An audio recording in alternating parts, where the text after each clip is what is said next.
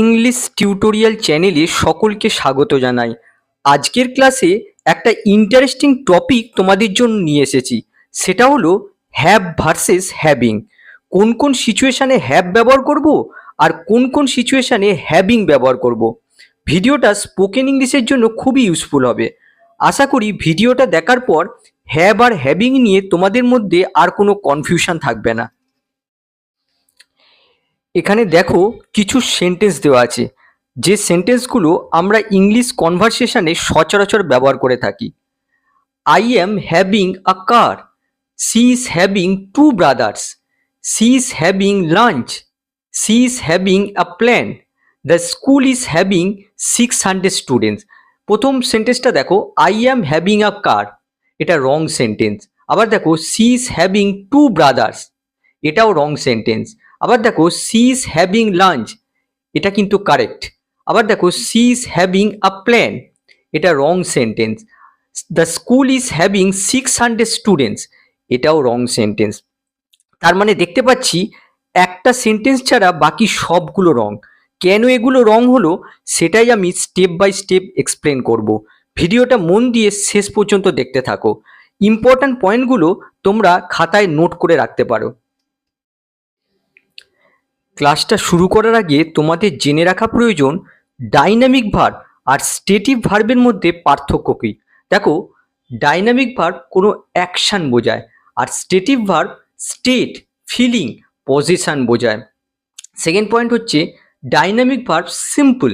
Simple বলতে continuous ছাড়া যে কোনো টেন্স, সিম্পল এবং কন্টিনিউয়াস টেন্সে ব্যবহৃত হয়। তার মানে ডাইনামিক ভার্বকে আমরা যে কোনো টেন্সে ব্যবহার করতে পারি, আর স্টেটিভ ভার্ব শুধুমাত্র সিম্পল টেন্সে ব্যবহৃত হয়। তার মানে স্টেটিভ ভার্ব কখনোই কন্টিনিউয়াস টেন্সে ব্যবহার করা যায় না। 3 নম্বর দেখো, ডাইনামিক ভার্বের দেখো এখানে কিছু এক্সাম্পল দিয়েছি, eat, run, sleep, speak, go, come, cook, have, এগুলো দেখো কোনো অ্যাকশান বোঝাচ্ছে। আর স্টেটিভ ভার্বের কিছু এক্সাম্পল দেখো, know, believe, understand, like, seem, remember, want, have, এগুলো দেখো কোনো স্টেট বোঝাচ্ছে, তার জন্য এগুলো হচ্ছে স্টেটিভ ভার্ব। আর লক্ষ্য করো এই ভার্বগুলোর সাথে আমরা আইএনজি যুক্ত করতে পারি, কিন্তু দেখো এই ভার্বগুলোর সাথে আমরা কখনোই আইএনজি যুক্ত করতে পারি না। আর এখানে দেখো, এখানে ডাইনামিক ভার্বের জায়গাও হ্যাভ রয়েছে, আবার স্টেটিভ ভার্বের জায়গাও হ্যাভ রয়েছে। তার মানে আমরা হ্যাভকে ডাইনামিক ভার্ব হিসেবে ইউজ করতে পারি, আবার দেখো স্টেটিভ ভার্ব হিসেবে ইউজ করতে পারি। এবারে আমরা দেখব হ্যাভ কোন কোন সিচুয়েশানে স্টেটিভ ভার্ব হিসেবে ইউজ হয় আর কোন কোন সিচুয়েশানে ডাইনামিক ভার্ব হিসেবে ইউজ হয়। এবার দেখো have as a stative verb, কোন কোন সিচুয়েশানে আমরা হ্যাভকে স্টেটিভ ভার্ব হিসেবে ইউজ করি। ফার্স্ট পয়েন্ট হচ্ছে থাকা, অর্থাৎ অধিকার থাকা বা মালিক হওয়া, পজিশন বা ওনারশিপ বোঝাতে। সেকেন্ড পয়েন্ট হচ্ছে সম্পর্ক বোঝানো, রিলেশনশিপ বোঝাতে। আর থার্ড পয়েন্ট হচ্ছে শারীরিক বা মানসিক অবস্থা, ফিজিক্যাল অর মেন্টাল স্টেট বোঝাতে। এই তিনটে সিচুয়েশানে হ্যাভকে আমরা স্টেটিভ ভার্ব হিসেবে ইউজ করি। প্রথমে আমরা দেখব পজিশন বা ওনারশিপের ক্ষেত্রে। এক্সাম্পল দেখো, আমার একটি বাড়ি আছে, আই হ্যাভ আ হাউস, অর্থাৎ এই বাড়ির ওপর আমার অধিকার বা মালিকানা বোঝাচ্ছে। This house belongs to me, এখানে দেখো কোনো অ্যাকশন বোঝাচ্ছে না, হ্যাভ এখানে স্টেটিভ ভার্ব হিসেবে ইউজ হয়েছে। এই বাক্যটাই যদি আমরা নেগেটিভ করি তাহলে হয়ে যাবে I don't have a house. আবার যদি ইন্টারোগেটিভ করি তাহলে হয়ে যাবে do I have a house. আবার যদি নেগেটিভ ইন্টারোগেটিভ করি তাহলে হয়ে যাবে don't I have a house. আবার পরেরটা দেখো, তার দুটি গাড়ি আছে, হি হ্যাজ টু কার্স, তার মানে এই দুটো গাড়ির ওপর তার অধিকার বা মালিকানা বোঝাচ্ছে। Two cars belong to him. এই বাক্যটাকে আমরা যদি নেগেটিভ করি তাহলে কি হবে, he doesn't have two cars. আবার যদি ইন্টারোগেটিভ করি তাহলে হয়ে যাবে does he have two cars. আবার যদি নেগেটিভ ইন্টারোগেটিভ করি তাহলে হয়ে যাবে doesn't he have two curse.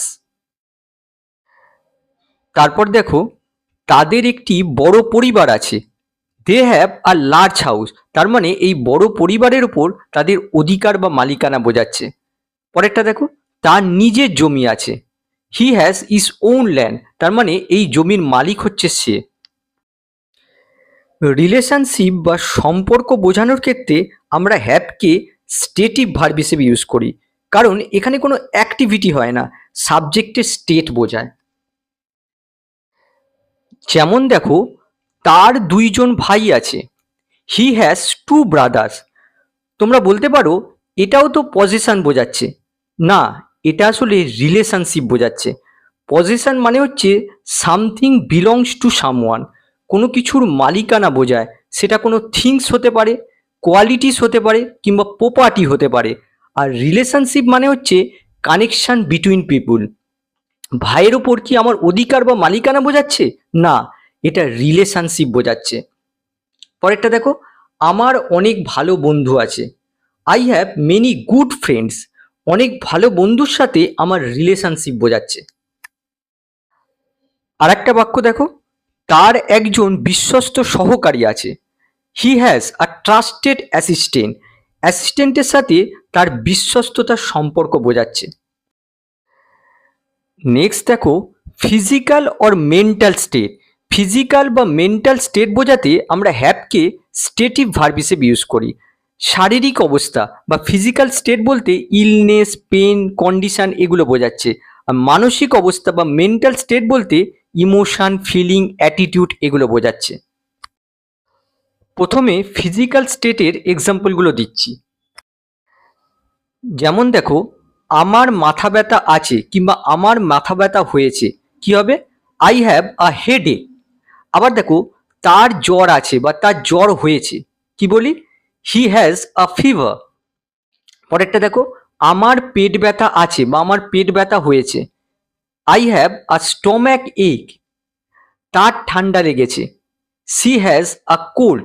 এগুলো সবই হচ্ছে ফিজিক্যাল স্টেট বা শারীরিক অবস্থা বোঝাচ্ছে। আবার মেন্টাল বা ইমোশনাল স্টেটের কিছু এক্সাম্পল দেখো। দেখো, আমার এ বিষয়ে সন্দেহ আছে, I have a doubt about this. এখানে একটা বিষয় বলে রাখি, এই মেন্টাল বা ইমোশনাল স্টেটকে আমরা অ্যাবস্ট্রাক্ট পজেশন বলি। এর আগে যে পজেশনের এক্সাম্পলগুলো দেখেছিলাম সেগুলো ফিজিক্যাল পজেশন ছিল। যেমন ধরো, আই হ্যাভ আ হাউস। হাউসকে আমরা টাচ করতে পারি, কিন্তু এখানে ডাউটকে আমরা কিভাবে টাচ করব? এটা হচ্ছে অ্যাবস্ট্রাক্ট পজেশন। এই বিষয়টা একটু মনে রাখো।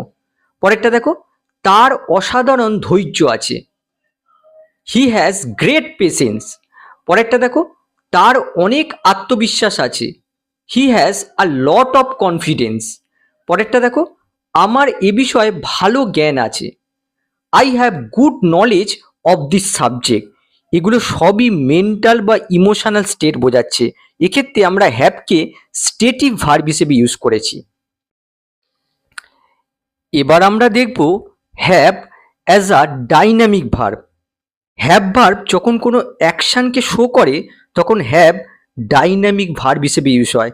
সেক্ষেত্রে আমরা হ্যাভের সাথে আইএনজি যুক্ত করতে পারি অনগোয়িং অ্যাকশান দেখাতে। হ্যাভকে আমরা কোন কোন সিচুয়েশানে অ্যাকশান বা ডাইনামিক ভার্ব হিসেবে দেখাতে পারি? যখন হ্যাভের অর্থ হয় do, take, eat, drink, enjoy, কোনো এক্সপেরিয়েন্স কিংবা অ্যারেঞ্জ বোঝাতে। এবারে কিছু এক্সাম্পল দেখব যখন হ্যাভ ইটিং বা ড্রিঙ্কিং সেন্সে ইউজ হয়। এক্সাম্পল দেখো, আমি এখন চা খাচ্ছি, আই অ্যাম হ্যাভিং টি নাও। বুঝতেই পারছো এখানে হ্যাভ ড্রিঙ্কিং সেন্সে ইউজ হয়েছে, কোনো অনগোয়িং অ্যাকশান বোঝাচ্ছে। হ্যাভ এখানে ডাইনামিক ভার্ব হিসেবে ইউজ হয়েছে। হ্যাভ যখন ডাইনামিক ভার্ব হিসেবে ইউজ হয় তখন যে কোনো টেন্সে ইউজ করা যায়। যদি আমরা বলি আমি প্রতিদিন সকালে চা খাই, তাহলে কি হবে? I have tea every morning. সেক্ষেত্রে হ্যাবিট বোঝাচ্ছে। পরেরটা দেখো, তারা দুপুরের খাবার খাচ্ছে, দে আর হ্যাভিং লাঞ্চ। এখানে দেখো হ্যাভিং ইটিং সেন্সে ইউজ হয়েছে। পরেরটা দেখো, সে সকালে কফি খায়, he has coffee in the morning. দেখো এখানে হ্যাবিট বোঝাচ্ছে। পরেরটা দেখো, আমরা রাতের খাবার খাচ্ছিলাম, উই আর হ্যাভিং ডিনার। দেখো এখানে হ্যাভিং ইটিং সেন্সে ইউজ হয়েছে। কোনো অ্যাক্টিভিটি বা অ্যাকশন বোঝাতে আমরা হ্যাভিং ইউজ করে থাকি। যেমন দেখো, সে এখন স্নান করছে। She is having a bath. এখানে দেখো হ্যাভিং টেকিং সেন্সে ইউজ হয়েছে, কোনো অ্যাক্টিভিটি বোঝাচ্ছে, অনগোয়িং অ্যাকশন প্রকাশ করছে। আবার দেখো আমি একটু বিশ্রাম নিচ্ছি। I am having some rest. এখানেও দেখো হ্যাভের অর্থ হচ্ছে টেক, কোনো অ্যাক্টিভিটি বোঝাচ্ছে। তারা আলোচনা করছে। They are having a discussion. দেখো কোনো অ্যাক্টিভিটি হচ্ছে, তার জন্য দেখো এখানে কন্টিনিউয়াস টেন্স ইউজ হয়েছে, কন্টিনিউয়াস ফর্মে রয়েছে। পরেরটা দেখো সে আমার সাথে ঝগড়া করছিল। He was having an argument with me. কোনো কিছুর অভিজ্ঞতা লাভ করা বা এক্সপেরিয়েন্স নেওয়া সেন্সেও আমরা হ্যাভিং ইউজ করে থাকি। যেমন দেখো আমরা দারুণ সময় কাটাচ্ছি। We are having a great time. তার মানে we R experiencing a great time. পরেরটা দেখো সে অনেক মজা করছে। He is having a lot of fun. তারা সমস্যার সম্মুখীন হচ্ছে। দে আর হ্যাভিং প্রবলেমস। তার মানে দে আর এক্সপেরিয়েন্সিং প্রবলেমস। আমরা কঠিন সময়ের মধ্যে দিয়ে যাচ্ছি। I am having a hard time. Event বা অ্যারেঞ্জমেন্টের ক্ষেত্রেও আমরা হ্যাভিং ইউজ করে থাকি। যেমন দেখো তারা আগামীকাল পার্টি দিচ্ছে।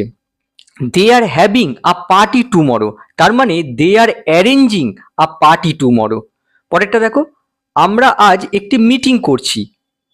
We are having a meeting today. তার মানে we are arranging a meeting today. পরেরটা দেখো সে তার জন্মদিন উদযাপন করছে। She is having a birthday celebration.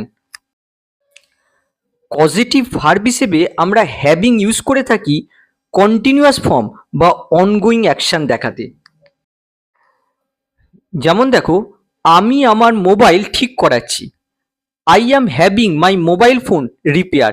দেখো কাউকে দিয়ে আমার কাজটা করিয়ে নিচ্ছি।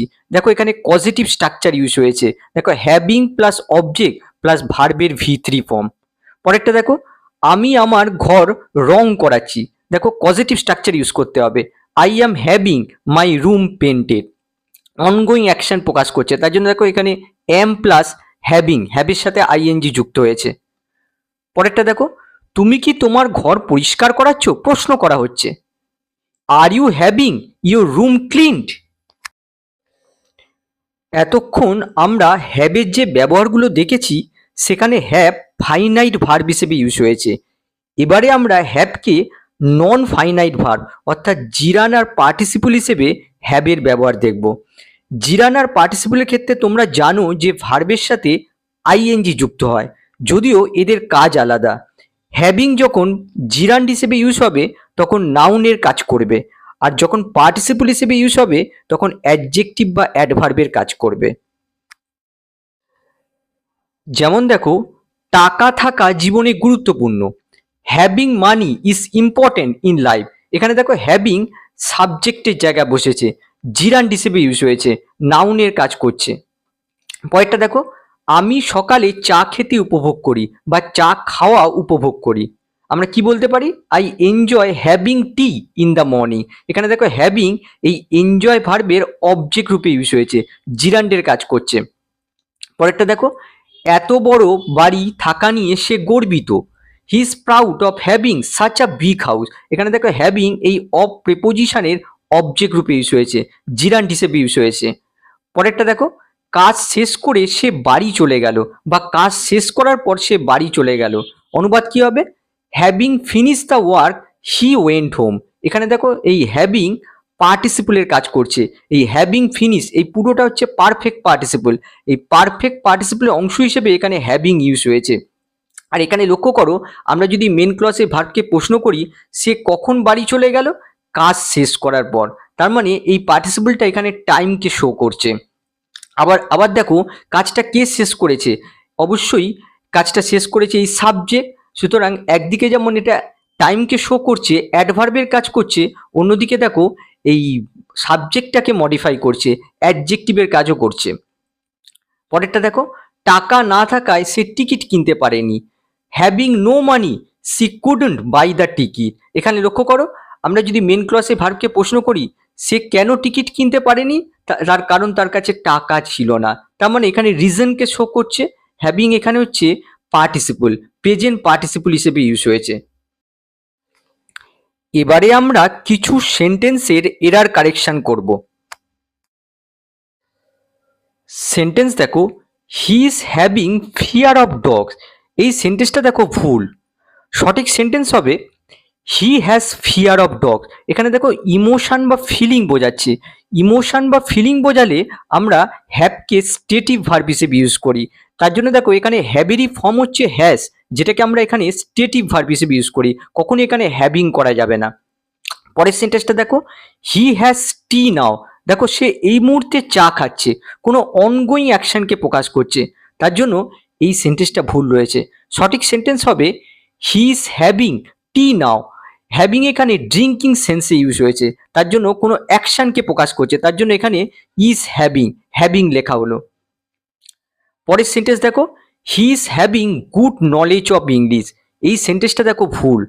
সঠিক সেন্টেন্স হবে he has good knowledge of English. এখানে দেখো মেন্টাল স্টেট বা অ্যাবস্ট্রাক্ট পজিশন বোঝাচ্ছে। দেখো নলেজ, নলেজ হচ্ছে অ্যাবস্ট্রাক্ট পজিশন, নলেজকে আমরা টাচ করতে পারি না, অ্যাবস্ট্রাক্ট পজিশন বোঝাচ্ছে, তার জন্য এখানে হ্যাভকে স্টেটিভ ভার্ব হিসেবে ইউজ করতে হবে, হ্যাভিং লেখা যাবে না। পরের সেন্টেন্স দেখো, we are having enough time. এই সেন্টেন্সটা দেখো ভুল রয়েছে। সঠিক সেন্টেন্সটা হয়ে যাবে উই হ্যাভ এনাফ টাইম। এখানে কিন্তু কোনো অ্যাকশন বোঝাচ্ছে না, কোনো অনগোয়িং স্টেট বোঝাচ্ছে না, এখানে স্টেট বোঝাচ্ছে, তার জন্য এখানে শুধু হ্যাভকে এখানে স্টেটিভ ভার্ব হিসেবে ইউজ করতে হবে। নেক্সট সেন্টেন্স দেখো, she is having an idea about the plan. দেখো এই সেন্টেন্সটা রং। সঠিক সেন্টেন্সটা হয়ে যাবে she has an idea about the plan. এখানে দেখো মেন্টাল স্টেট বা অ্যাবস্ট্রাক্ট পজিশন বোঝাচ্ছে, তার জন্য এই হ্যাভকে আমাদের স্টেটিভ ভার্ব হিসেবে ইউজ করতে হবে। পরেরটা দেখো, she is having deep faith in God. একইভাবে দেখো এই সেন্টেন্সটাও রং। এই সঠিক সেন্টেন্সটা হয়ে যাবে she has deep faith in god. Mental state বা অ্যাবস্ট্রাক্ট পজিশন বোঝাচ্ছে, তার জন্য আমাদের হ্যাজ লিখতে হবে, হ্যাভিং করলে হবে না। নেক্সট সেন্টেন্স দেখো, we have a difficult time this days. দেখো এখানে বলা হচ্ছে কঠিন সময়ের মধ্যে দিয়ে যেতে হচ্ছে, কোনো কিছুর অভিজ্ঞতা হওয়ার কথা বলা হচ্ছে, এক্ষেত্রে হ্যাভিং ইউজ করতে হবে, হ্যাভিংকে অ্যাকশন ভার্ব হিসেবে ইউজ করতে হবে। তাহলে দেখো এই সেন্টেন্সটা ভুল রয়েছে। সঠিক সেন্টেন্স হয়ে যাবে we are having a difficult time this days, having use করতে হবে। পরেরটা দেখো, I am having this house for 10 years. দেখো পজিশন বা ওনারশিপ বোঝাতে আমরা হ্যাভকে স্টেটিভ ভার্ব হিসেবে ইউজ করি, এখানে দেখো হ্যাভিং করা হয়েছে, তার মানে এই সেন্টেন্সটা ভুল। তাহলে সঠিক সেন্টেন্স হয়ে যাবে I have had this house for 10 years. যেহেতু এখানে লং টার্ম পজিশন বা ওনারশিপ বোঝাচ্ছে, তার জন্য দেখো এখানে পারফেক্ট টেন্স ইউজ করা হয়েছে। নেক্সট সেন্টেন্স দেখো, the company is having 200 employees. এখানেও দেখো পজিশন বা ওনারশিপ বোঝাচ্ছে, কোম্পানির অধীনে 200 এমপ্লয়ি রয়েছে, সুতরাং এখানে হ্যাভিং করা যাবে না, হ্যাভ যেহেতু এখানে স্টেটিভ ভার্ব হিসেবে ইউজ হবে। তাহলে দেখো এই সেন্টেন্সটা ভুল রয়েছে। তাহলে সঠিক সেন্টেন্স কি হবে, দ্য কোম্পানি হ্যাজ 200 এমপ্লয়িজ। দেখো পজিশন বোঝাচ্ছে। আশা করি ভিডিওটা তোমাদের ভালো লেগেছে। ভিডিওটা অবশ্যই লাইক আর শেয়ার করবে। আবার নেক্সট ক্লাসে দেখা হবে। বাই।